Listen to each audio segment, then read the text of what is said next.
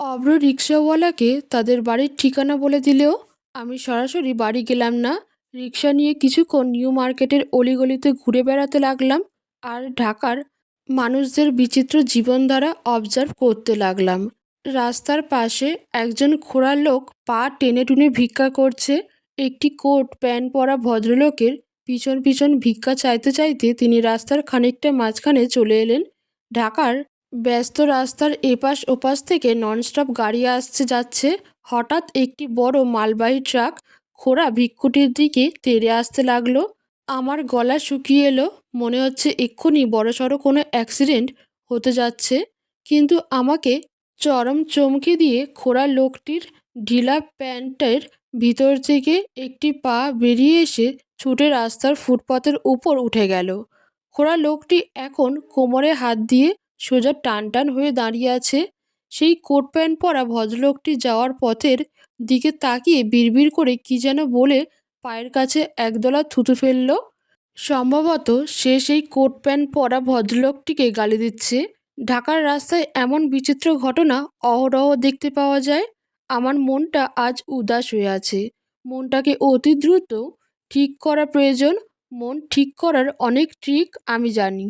তার মধ্যে অন্যতম হলো কোনো মজার জিনিস ভাবা, যেটা ভাবতেই অজান্তে মুখ চেপে হাসি বের হবে।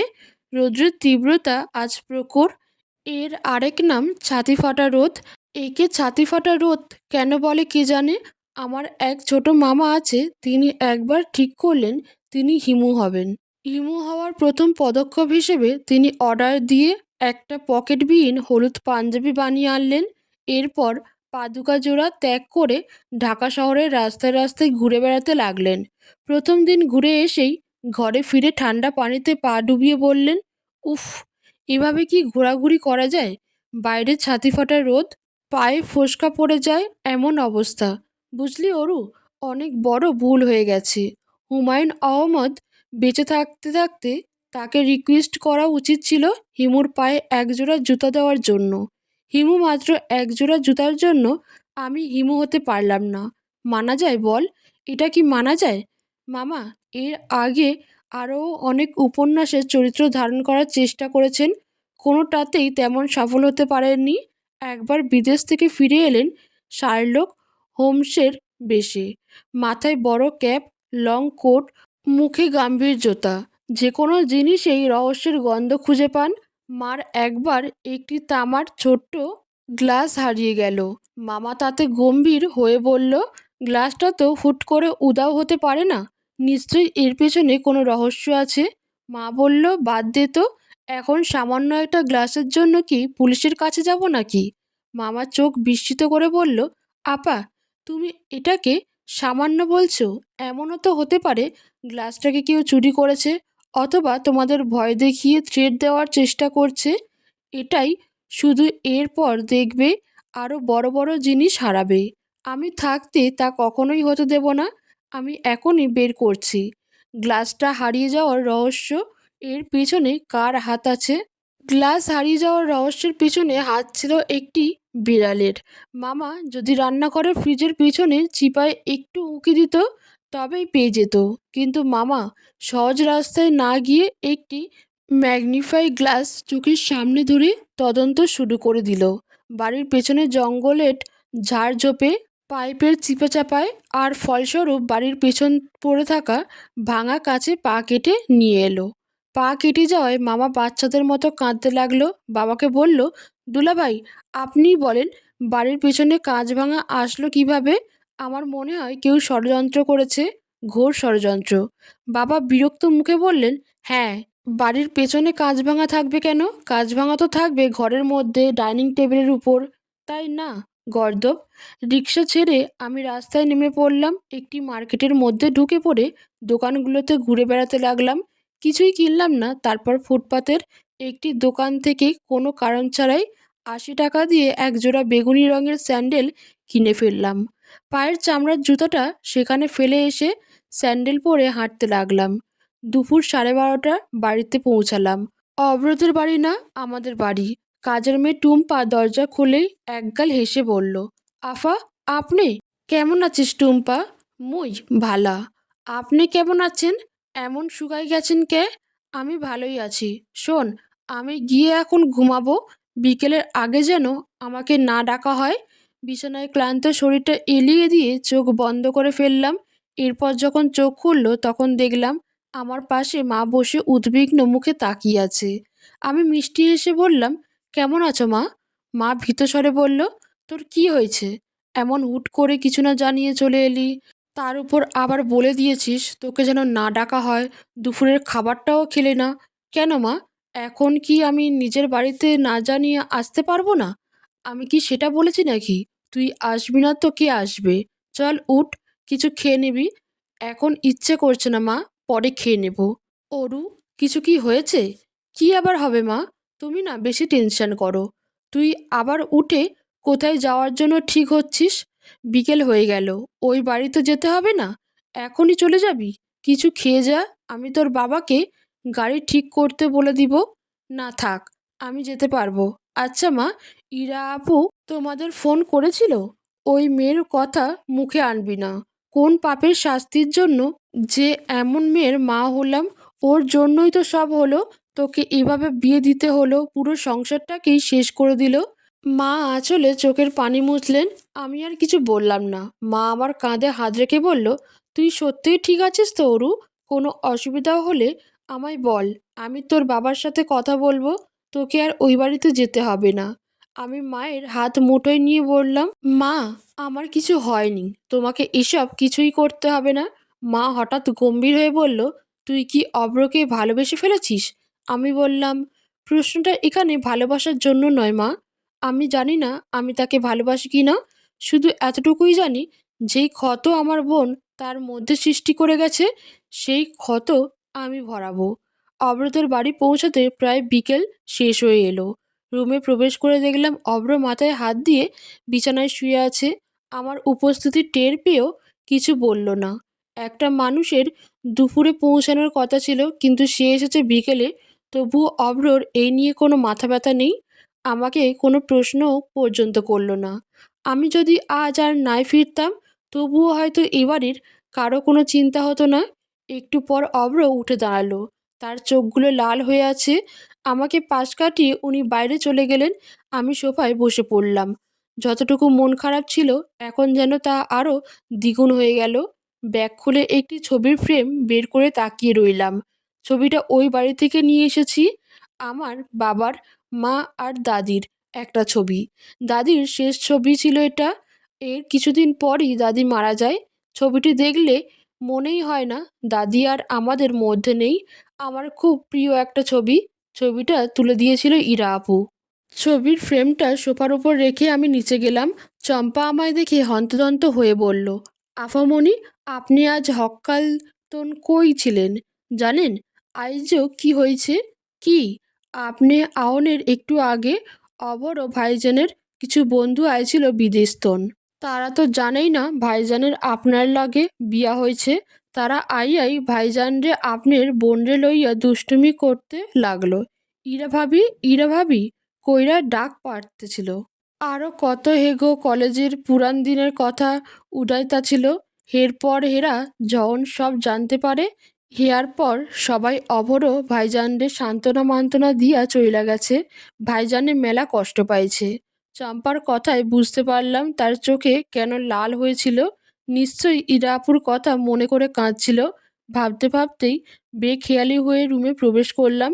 কিন্তু রুমে প্রবেশ করতেই যা দেখলাম তাতে আমি পুরো স্তব্ধ হয়ে গেলাম। অব্র আমার সেই ছবিটা ফ্রেম থেকে বের করে ছিঁড়ে কুচি কুচি করে ফেলেছে। দাদির শেষ স্মৃতি ছিল এটা, সেটাও সে এইভাবে নষ্ট করে ফেলালো। প্রচণ্ড রাগ উঠল আমার। রাগে কষ্টে চোখ থেকে পানি বের হতে লাগলো। দাঁতে দাঁত চেপে তাকে হাত দিয়ে নিজের দিকে ঘুরিয়ে বললাম, আমার ছবি কেন ছিঁড়েছেন? উনি আমার হাত একটা ঝাড়ি দিয়ে সরিয়ে বলল, ইরার কোনো জিনিস আমি আমার আশেপাশে থাকতে দিব না। ওই ছবিটা তোলা অত্যাধিক সুন্দর হওয়ার আপু ছবির নিচে টাইপো করে লিখে দিয়েছিলেন, ফটো ক্রেডিট বাই ইরা। আর এতটুকুতেই এই ছবির জন্য কাল হলো।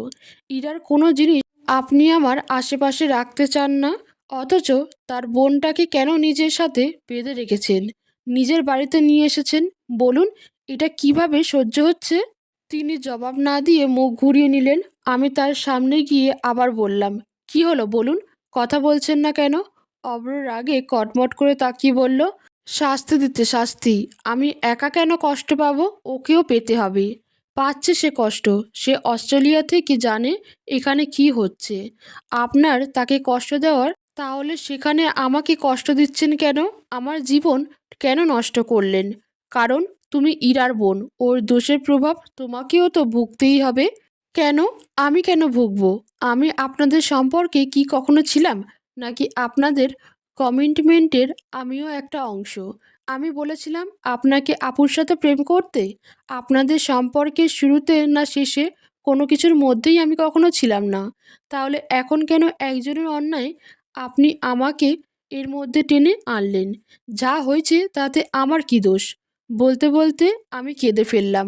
আমাকে এসব ইমোশনাল কথা বুঝিয়ে লাভ নেই। এক বোনের ট্র্যাপে পড়েছি বলে ভেবো না আরেক বোনের ট্র্যাপেও পড়ব। আমি শক্ত হয়ে হাত দিয়ে চোখের পানি মুছে বললাম, আমাকেই এত কষ্ট দিয়ে আবার আমাকেই বলছেন আমি আপনাকে ট্র্যাপে ফেলার চেষ্টা করছি? ইরা আপু আপনার সাথে অন্যায় করেছে, কিন্তু আপনি এখন আমার সাথে যা করছেন তা কি ঠিক? আপনি অন্যায় করছেন না? ৪ বছরে নিজে কেন বুঝতে পারলেন না? আপনি যেই মানুষটির সাথে সম্পর্কে আছেন সেই মানুষটি কেমন? আপনাকে সে সত্যিই ভালোবাসে কিনা? এখন আমায় দোষ দিচ্ছেন? কি ভালোবেসেছেন যে মানুষটাকেই বুঝতে পারলেন না? আমার কথায় অভ্র প্রচণ্ড রাগে একটি হুংকার দিয়ে টি টেবিলটা রাখা পানি ভর্তি জগটি ফ্লোরে ছুঁড়ে ভেঙে ফেলল। আমাকে শক্ত করে ধরে চেঁচিয়ে বললেন, চুপ, একদম চুপ। আমার ভালোবাসা নিয়ে যদি আর একটা কথা বলেছ, তাহলে তোমার জীবন আমি পুরো নরক বানিয়ে দিব।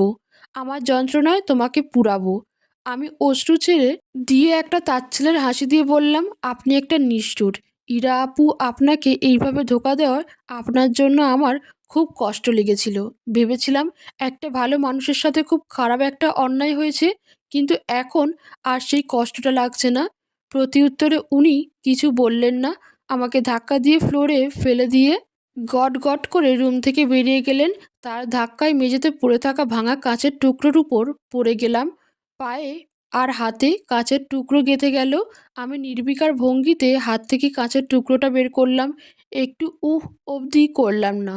নিজের প্রতি নিজেই প্রচণ্ড অবাক হয়ে গেলাম। ছোটবেলায় একটু ব্যথা লাগলে পুরো বাড়ি মাথায় তুলে ফেলতাম, আর এখন আমি এতটা স্ট্রং। পায়ের আঘাত ঠিক না করেই আমি সোফায় শুয়ে কখন যেন ঘুমিয়ে পড়লাম। ঘুম ভাঙল অনেক রাতে। পায়ে একটু তীক্ষ্ণ ব্যথা অনুভব হয়। আমি চোখ খুলে উঠে বসে দেখলাম অব্র আমার পা ধরে কাঁচের টুকরোটা বের করে ফেলেছে আর এখন ড্রেসিং করার জন্য চেষ্টা করছে। আমি প্রচণ্ড অবাক হয়ে তার দিকে তাকিয়ে রইলাম, আর উনি মাথা নিচু করে উনার কাজ করে যেতে লাগলেন। মাথা নিচু করায় তার মুখের ভাবভঙ্গি ঠিক বুঝতে পারছি না। উনি আমার পা ধরায় আমার একটু অস্বস্তি লাগতে লাগলো। আমি পা সরিয়ে নিতে চাইলাম, কিন্তু তিনি দিলেন না। আমি অস্ফুট স্বরে কিছু বলে ওঠার আগেই উনি হঠাৎ করে আমাকে জড়িয়ে ধরে কেঁদে উঠলেন। আমি হতভম্ব হয়ে রইলাম। কিছুক্ষণ পর আমাকে ছেড়ে মাথা নত করে আমার হাত দুটো তার মুঠোয় নিয়ে বললেন, আই এম সরি অরু। আমি তোমার সাথে সত্যিই খুব বড় অন্যায় করে ফেলেছি, যেখানে তোমার কোনো দোষই ছিল না। আমি সত্যিই খুব লজ্জিত। আমি কি বলবো কিছু বুঝতে পারছি না, শুধু বিস্মিত চোখে তাকিয়ে রয়েছি। অব্র বলতে লাগলো, তোমার কাছে মাপ চাওয়ার মতো মুখও আমার নেই। আমি তোমার ক্ষমার যোগ্য না। সত্যি বলতে ইরার আমাকে ছেড়ে যাওয়ার পর আমার মাথা কাজ করা বন্ধ করে দিয়েছিল। আমি কি করছি, কি বলছি তার কিছুই বুঝতে পারছিলাম না। আমার সাথেই কেন এমন হলো বলতে পারো অরু? আমি তো আমার ভালোবাসার কোনো কমতি রাখিনি। নিজের সর্বোচ্চটুকু দিয়ে উজাড় করে ভালোবেসেছিলাম। তুমি যে বললে না আমি কেন ইরাকে চিনতে পারিনি, ইরার অনেক স্বভাবই আমার ভালো লাগতো না। ও বারবার ভুল করত, কিন্তু আমি ক্ষমা করে দিতাম। আমি ভাবতাম ভালোবাসার মানুষটিকে কী বা ভালোবাসলাম যদি তার ভুলগুলোকে ক্ষমাই না করতে পারি। আমি ইরাকে কতটুকু ভালোবেসেছিলাম তা আমি বলে বোঝাতে পারবো না। কিন্তু ইরা যে আমাকে এভাবে এত বড় কষ্ট দিবে তা আমি কখনোই ভাবতে পারিনি। এর থেকে যদি ইরা আমায় খুন করতো তবুও হয়তো এতটা কষ্ট পেতাম না। এদিকে ভালোবাসার থেকে ধোঁকা পেয়েছি, আরেকদিকে বন্ধুত্বের থেকেও। ভালোবাসার বন্ধুত্বের উপরেও যে আমাদের সন্দেহ করতে হবে এটা আমি ভাবতে পারিনি। আমার খুব নিঃসঙ্গ লাগে অরু। এতটা কষ্ট আমি সহ্য করতে পারছি না। এই কষ্ট আমার অস্তিত্বটাকেও পাল্টে দিয়েছে। ইরার দেওয়া কষ্টের আঘাতে আমিও পুরো আবেগশূন্য হয়ে পড়েছিলাম। আমার শুধু মনে হতো আমার সাথে অন্যায় হয়েছে। আর এর জন্য সবাই দায়ী। কোনটা ঠিক আর কোনটা ভুল তা বোঝার ক্ষমতা হারিয়ে ফেলেছিলাম। কাউকে বিশ্বাস হচ্ছিল না। বাবা ঠিকই বলেছিল। আমি যা করেছি তাতে আমার আর ইরার মধ্যে কোনো পার্থক্য নেই। আমি সত্যিই একটা নিষ্ঠুর, খুব নিষ্ঠুর। জেদের বশে অন্ধ হয়ে তোমার জীবনটা আমি নষ্ট করে ফেললাম। আমি নিজেকে এর জন্য কখনো ক্ষমা করতে পারবো না অরু, কখনোই না। অব্র চোখ থেকে এই প্রথম ইরার আপুর জন্য অশ্রু না দেখে অনুতপ্তের অশ্রু ঝরতে দেখেছি। আজকে আর তিনি লুকিয়ে ফুঁপিয়ে কাঁদছেন না। আমার সামনে অঝরে ধারায় কান্নায় ভেঙে পড়েছেন। তাকে থামানোর জন্য অনেক কিছু বলতে চাইলেও আমি বলতে পারছি না। আবেগে কথাগুলো গলায় আটকে আসছে। উনার কান্না দেখে এখন যে আমার চোখে পানি চলে এসছে। খুব ভোরে ঘুম ভাঙতেই চোখ পড়ল অব্র সাদা পাঞ্জাবি গায়ে নামাজ পড়ছে। আমি উঠে বসলাম। এই প্রথম তাকে আমি নামাজ পড়তে দেখেছি। অব্রর বাবা আমাকে বলেছিল অব্র আগে নিয়মিতই নামাজ পড়তো, শুধু ইরাপুর ছেড়ে যাওয়ার পর থেকেই বাদ দিয়েছে। আমিও অজু করে যাই নামাজ নিয়ে তার পাশে দাঁড়িয়ে পড়লাম।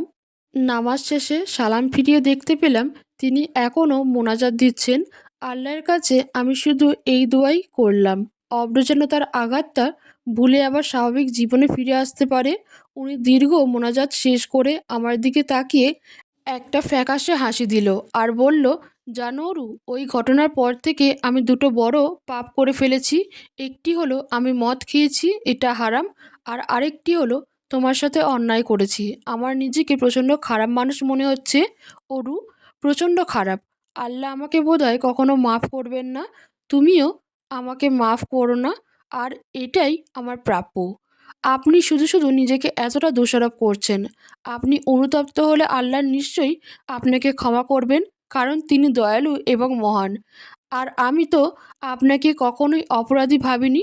তাহলে ক্ষমা করব কি? সেটা তো কাল একটু রাগের মাথায় বেশি বেশি বলে ফেলেছিলাম। না, তুমি বেশি বেশি বলনি। যা বলেছ একদম ঠিক বলেছ। আমি সত্যিই তোমাকে অনেক কষ্ট দিয়েছি আমার জেদের কারণে। তোমার জীবন নষ্ট করেছি। তোমারও নিশ্চয়ই কিছু স্বপ্ন ছিল জীবন নিয়ে, যা আমার কারণে শেষ হয়ে গেল। আমি জানি এখন চাইলেও আমি তোমাকে আর আগের জীবন ফিরিয়ে দিতে পারবো না। সমাজ তা হতে দিবে না। একটা মেয়ের জন্য তো কখনোই না। তাই আমি তোমাকে কথা দিচ্ছি তোমার আর কোনো অসুবিধা হতে দিব না। তোমার যেসব স্বপ্ন আছে সব পূরণ করতে আমি তোমাকে সাহায্য করব। তোমাকে আর কোনো কষ্ট পেতে দিব না। বেডসাইড টেবিলে ড্রয়ার খুলে তিনি একটি ছবি বের করে আমার হাতে দিলেন। এটি সেই ছবি যেটা কাল অব্র ছিঁড়ে ফেলেছিল। ছবিটা খুব ভালোভাবে জোড়া লাগানো হয়েছে। আমি অবাক হয়ে গেলাম। এত কুটি কুটি করে ছেঁড়া ছবিটা তিনি আবার কিভাবে জোড়া লাগিয়ে ফেললেন? কাল সারা রাত বসে বসে নিশ্চয়ই এই করেছেন। নিচে গিয়ে চম্পার থেকে জানতে পারলাম রাতে অভ্রর বাবা এসেছেন। নিজের হাতে চা বানিয়ে আমি তার রুমে গেলাম। বাবা চশমা চোখে দিয়ে একটা ফাইল দেখছেন। এতদিনে অভ্রর বাবা আর আমার মধ্যে অনেকটা বন্ধুর মতো সম্পর্ক হয়ে গেছে। মানুষটা খুব ভালো। বাবা, অভ্রর বাবা চমকে তাকিয়ে হেসে বললেন, আয় মা, বস এখানে। আমি তার সামনে টি টেবিলে চায়ের কাপটি রেখে বসে অভিযোগের সুরে বললাম, আপনি না কাল রাতেই ফিরলেন, এখন আবার অফিসের কাজ নিয়ে বসে পড়েছেন। একটু বিশ্রাম না করলে কিভাবে চলবে? অভ্রর বাবা হেসে ফেললেন, তুই তো দেখি আমার পুরো মা হয়ে গেছিস। তোর কথায় আমার আম্মার কথা মনে পড়ে গেল। আমার বাবাও তাই বলে, আমাকে দেখলেই নাকি তার মার কথা মনে পড়ে যায়।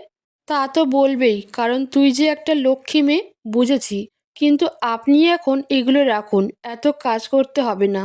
আরে, এগুলো কোনো কাজ হলো? বয়স থাকতে আরও কত কাজ করছি। এই পুরো বিজনেস দাঁড় করিয়েছি। আমার বাবা ছিলেন কৃষক। পড়তে দেখলেই বই ছুঁড়ে ফেলে দিয়ে কাস্তে হাতে ধরিয়ে মাঠে নিয়ে যেতেন।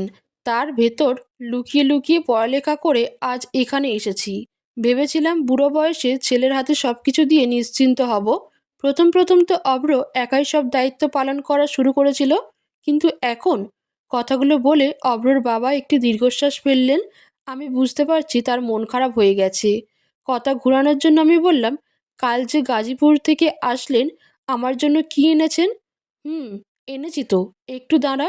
আলমারি থেকে একটা চকলেটের বাক্স বের করে বললেন, এই নে তোর চকলেট। চকলেট তুই এত পছন্দ করিস?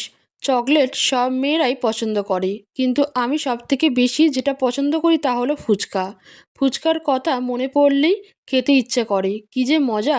তুই ফুচকা এত পছন্দ করিস, আগে বলবি তো। দরকার হলে তোর জন্য বাড়ির সামনে আমি একটা ফুচকার দোকানই বানিয়ে দিব। তার এত দরকার নেই। একদিন বিকেলে আমাকে ফুচকা খাওয়াতে নিয়ে যাবেন, তাতেই হবে। আপনাকে খাইয়ে দেখাবো ফুচকা আসলেই কত মজা। ঠিক আছে, ঠিক আছে, তাহলে সেই কথাই রইলো। আমি চলে আসছিলাম, হঠাৎ অভ্রর বাবা আমাকে পিছন থেকে ডেকে বললেন, কিরে অরু, তুই এখন খুঁড়িয়ে খুঁড়িয়ে হাঁটছিস কেন? বাবা বুঝে ফেলার আগেই আমি ভয় পেয়ে গেলাম। হেসে বললাম, ওই একটু লেগেছিল বাবা, তেমন কিছু না। বাবা হঠাৎ গম্ভীর হয়ে বললেন, অভ্র কি কিছু করেছে? আপনার এমন কেন মনে হচ্ছে? কি জানি মা, আজকাল যেমন হয়ে গেছে কোনো কিছুতেই আর বিশ্বাস করতে পারি না। আপনার ছেলে অনেক ভালো, আপনি শুধু শুধু এমন ভাবছেন। ভালো হলেই ভালো। আমার সাথে এই মুহূর্তে পৃথিবীর অষ্টম আশ্চর্যের মতো একটি ব্যাপার ঘটে গেছে। আমার জামা কাপড় সব চুরি হয়ে গেছে। প্রথমে একটি নীল রঙের ওড়না লাগেজ থেকে বের করার জন্য আমি লাগেজ সচরাচর যেখানে রাখি সেখানে গিয়ে দেখি আমার লাগেজ নেই। তারপর পুরো রুম তন্ন তন্ন করে খুঁজে দেখি কোথাও নেই। অবশেষে আলমারির পাশের চিপা থেকে লাগেজ উদ্ধার হলো, কিন্তু লাগেজ উঠিয়ে দেখি পুরো হালকায় ঠনঠন করছে। ভেতরে কোনো জামা কাপড় তো দূরের কথা, একটা সুতা অবধি নেই। তার মানে নিশ্চয়ই চুরি হয়েছে। কিন্তু ভাবনার বিষয় হলো, এই বিশাল বাড়িতে এত কিছু থাকতে চোর আমার জামা কাপড়ই শুধু কেন নিল? আমার জামা কাপড় তার এত পছন্দ হয়েছে, আর নিল তো নিলই, একটা সুতা পর্যন্ত ছেড়ে গেল না। কি সাংঘাতিক ব্যাপার! এই ভয়ঙ্কর সংবাদ চম্পাকে জানানোর জন্য আমি আতঙ্কিত হয়ে চিৎকার করে ডেকে উঠলাম, চম্পা! অভ্র রুমে এসে একটা ধমক দিয়ে বলল, এমন চেঁচাচ্ছ কেন? আমি আতঙ্কিত হয়ে বললাম, আমার জামা কাপড় সব চুরি হয়ে গেছে। হোয়াট? হ্যাঁ, সত্যি বলছি। আমি পুরো রুম তন্ন তন্ন করে খুঁজে ফেলেছি, আর দেখুন, লাগেজও পুরো ফাঁকা। তিনি বিরক্ত হয়ে বললেন, চোর কখনো এত কাঠখোট্টা পুড়িয়ে জামা কাপড় চুরি করতে আসে? তাই তো ভাবছি, দুনিয়ায় এত কিছু থাকতে আমার জামা কাপড়ের সাথে কারো কি শত্রুতা থাকতে পারে বলুন তো? অব্র একটি বিরক্তিকর দীর্ঘশ্বাস ছেড়ে আলমারির একটি কপাট খুলে দিলেন, কিন্তু যা দেখলেন তাতে জামা কাপড় চুরি হওয়ার চাইতেও বেশি অবাক হলাম। মুখ হাঁ হয়ে গেল। আমার সব জামা কাপড় তার আলমারির এক সাইডে অবশেষে স্থান পেয়েছে। সব খুব সুন্দরভাবে গুছিয়ে রাখা আছে তার জামা কাপড়ের পাশে। কতক্ষণ ওভাবে মুখ হাঁ করেছিলাম জানি না। একসময় অভ্র বলে উঠল, এবার মুখটা অন্তত বন্ধ করো, না হলে সব মাছি তাদের গুহা ভেবে তোমার মুখের মধ্যে চলে যাবে। আমি থতমতকে মুখ বন্ধ করে নিলাম। অভ্র বলল, আমি তোমার জামা কাপড় আলমারিতে রেখে দিয়েছি, তোমাকে বলতে ভুলে গিয়েছিলাম। কিন্তু যেভাবে তুমি মুহূর্তের মধ্যে চোর বানিয়ে দিলে, তুমি নাকি পুরো রুম তন্ন তন্ন করে খুঁজে দেখেছ। যদি দেখেই থাকো তবে পেলেন না কিভাবে? আমি হঠাৎ মুখ ফসকে বলে ফেললাম, আমি ভেবেছিলাম আমার জামা কাপড় পৃথিবীর যে কোনো কোনায় থাকতে পারে, কিন্তু আপনার আলমারিতে কখনোই থাকবে না, যেভাবে গতকাল ফেলে দিয়েছিলেন। আমার কথায় অভ্রর মন খারাপ হয়ে গেল। আমিও বুঝতে পারলাম বোকার মতো কি বলে ফেলেছি, তাই কথা ঢাকতে বললাম, শুধু শুধু আপনি কষ্ট করে রাখতে গেলেন কেন? আপনার জামা কাপড় রাখতে অসুবিধা হতে পারে। তাছাড়াও আমার এখন খারাপ লাগে না, অভ্যাস হয়ে গেছে লাগেজে রাখতে। না অরু, প্রয়োজন হলে আমার জামা কাপড় লাগেজে রেখে দিবে, কিন্তু আমার জন্য তোমার কোনো অসুবিধা হতে আর দিব না। আগেও অনেক অদ্ভুত কাণ্ড করে ফেলেছি, আর না। তোমাকে আমি এই বাড়িতে নিয়ে এসেছি, তাই তোমার যাতে সুবিধা হয় তুমি তাই করবে।